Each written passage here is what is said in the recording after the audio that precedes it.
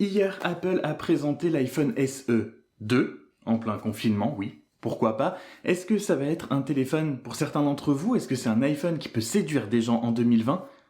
Je pense peut-être et voilà pourquoi.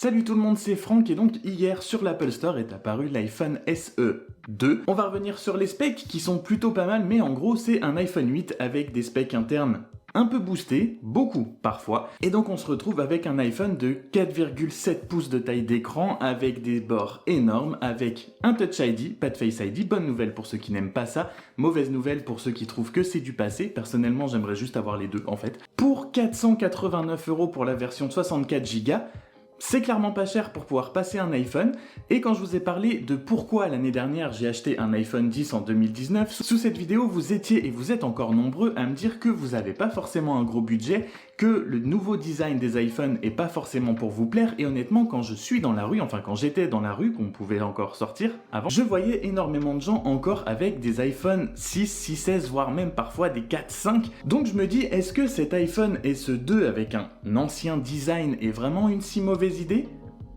Pas sûr. Pas sûr parce que pour son prix, on a quand même quelques bonnes petites choses à savoir, notamment, et c'est la plus grosse caractéristique, une puce A13 Bionic, la même que dans l'iPhone 11 Pro. Oui. On a un appareil photo avec certes un seul objectif mais qui fait quand même du mode portrait.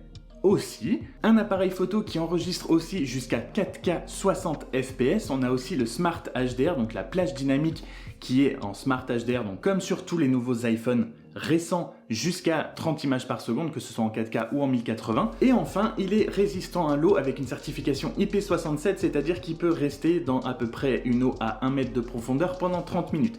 C'est pas de l'IP68, mais on est sur du 489 €. Il vient donc en 64, 128 et 256 Go.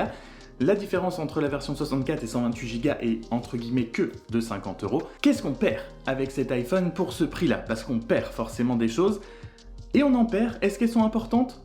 Pas toutes. Pas toutes. Pour certains, j'ai envie de dire des gens pour qui, par exemple, la photo est secondaire, parce que même si on a un objectif qui permet de faire du mode portrait, un petit peu comme l'iPhone XR, c'est même globalement, je dirais, un iPhone XR compacté dans un format d'iPhone 8.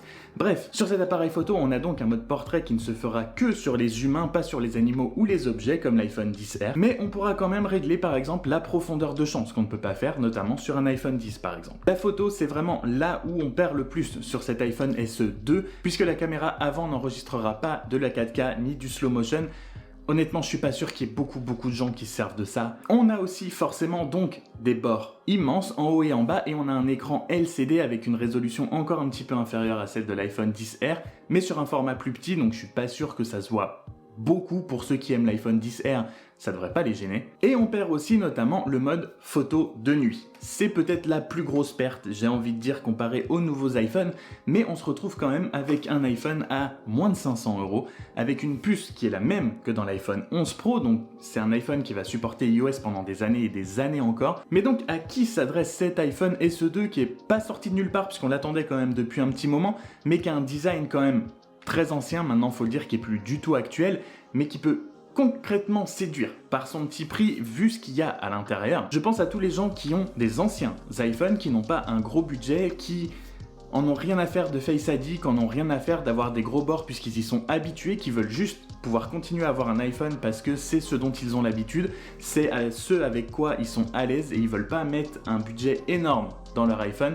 Et ben je pense que pour ces gens-là, l'iPhone SE 2 pourrait être un bon choix. Personnellement, je l'achèterai pas parce que voilà, je suis déjà passé sur quelque chose d'au-dessus, mais je pense qu'il y a vraiment un public pour cet iPhone, comme il y avait eu un public pour l'iPhone SE il y a quelques temps maintenant. Des gens pour qui l'aspect et les caractéristiques techniques ne sont pas hyper importantes, qui veulent juste voilà, un iPhone avec quoi ils sont habitués, qui va plus vite que ce qu'ils ont actuellement, et le reste, c'est secondaire. Dites-moi si l'iPhone SE 2 donc est un téléphone qui peut vous intéresser, vous. Et sur ce, avant de partir, je te laisse t'abonner juste ici si c'est pas encore fait. Tu peux aussi regarder une autre vidéo juste là. Je vous souhaite un très bon courage pour ce prolongement de confinement. J'espère que vous restez bien chez vous, que vous allez bien surtout. Et sur ce, je vous dis à très bientôt dans une prochaine vidéo. Salut!